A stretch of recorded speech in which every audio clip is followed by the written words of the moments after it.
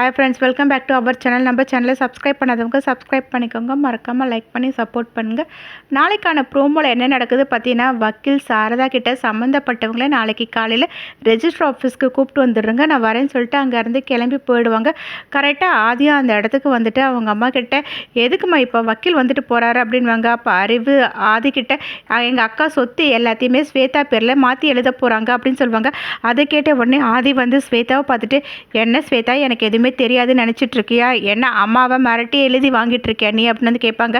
சாரதா அப்பெல்லாம் ஒன்றும் இல்லைன்னுவாங்க. அப்போ ஆதி வந்துட்டு, எதையுமே எழுதி தர முடியாது சொல்லுங்கம்மா அப்படின்வாங்க. அப்போ ஸ்வேதா வந்து ஆதிக்கிட்ட, நான் சொத்து எழுதி கொடுக்கலன்னா என்ன பண்ணுவேன்னு உங்களுக்கு தெரியாதா?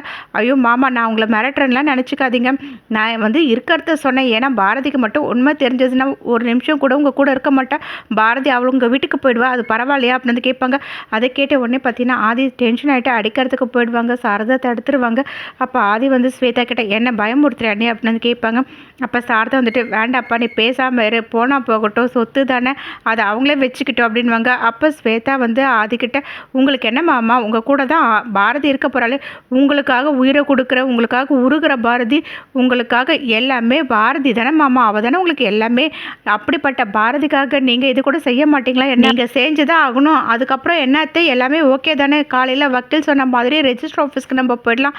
அத்தை இடையில ஏதாச்சும் நீங்கள் முடிவை மாற்றிக்கணும்னு நினச்சிங்கன்னா நான் என்ன பண்ணுவேன்னு உங்களுக்கு எல்லாமே நல்லாவே தெரியல. அதுக்கப்புறம் உங்கள் பையனோட வாழ்க்கைக்கு நான் வேறு ஒரு முடிவை நான் கொடுத்துருவேன், பார்த்துக்கோங்க அப்படின்வாங்க. அதை கேட்டால் சாரதா டென்ஷன் ஆகிட்டு இருப்பாங்க. அப்போ ஸ்வேதா வந்து, நான் என்ன சொல்கிறேன்னு உங்களுக்கு புரிஞ்சிருக்கும்னு நினைக்கிறேன் அப்படின்னு கோவமாக பேசிவிட்டு அவங்க அப்பா கூப்பிட்டு அங்கேருந்து கிளம்பி போயிடுவாங்க.